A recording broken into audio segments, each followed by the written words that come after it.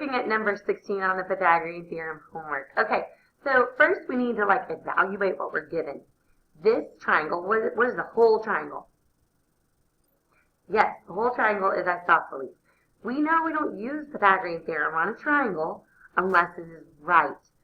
The whole triangle, we don't know its angles, so we can't use Pythagorean Theorem on the whole triangle. So instead we zoom in to, I notice an altitude of that isosceles triangle is drawn. It's an altitude, it's also a perpendicular bisector because it's isosceles. So anyways, I know that I can find this value. And then because it's isosceles, I know that that altitude divides x into two congruent parts. So if I can just find a, then I can double it when I'm done and we'll have our answer. So we're going to try to find a first. So you can do this step first if you want. A squared, well, a squared plus b squared, they're interchangeable, equals c squared. I usually start the problem right here.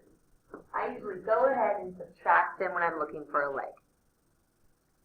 Okay, so we've got 16 minus 1 equals a squared. 15 equals a squared. The opposite of squaring something, the way to undo it, the inverse of squaring, is square rooting. Whatever you do to one side, you must do to the other. So a equals the square root of 15. You may or may not know that 15 cannot be factor treed. 5 times 3, there's no pairs. That is the simplified answer. So we put it back into our problem. This is the square root of 15. Meaning that this is the square root of 15. And if I want to know x, then I add them together. 1 root 15 plus 1 root 15 is 2 root 15. Number 25. We are looking for b. B is a leg. We are given the hypotenuse, and we're given another leg. I'm going to dive right into subtraction. Okay, I'm going to skip that first step.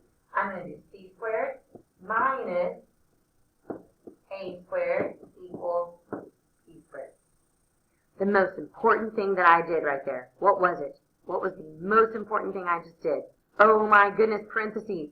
Had I not done these parentheses, I would have gotten the entire problem wrong.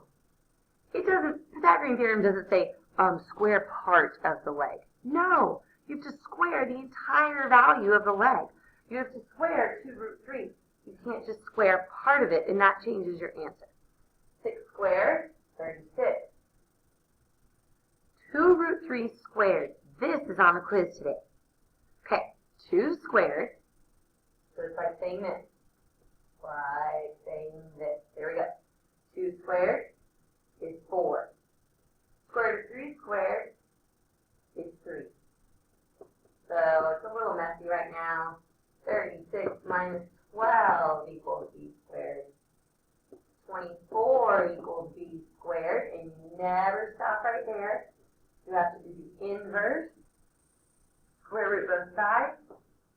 So b squared is 24. And we're not quite done yet. Could have gone about this other way.